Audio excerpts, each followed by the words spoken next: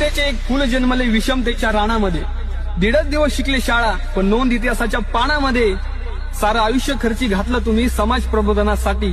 साहित्य रत्न अण्णाभाऊ साठे तुम्हा प्रणाम कोटी कोटी.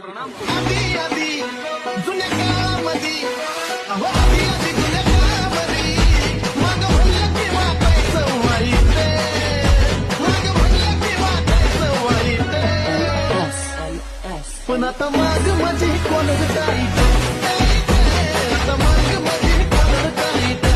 समतेचे एक फुल जन्मले विषमतेच्या राणामध्ये. दीडच दिवस शिकले शाळा, पण नोंद इतिहासाच्या पानामध्ये. सारं आयुष्य खर्ची घातलं तुम्ही समाज प्रबोधनासाठी.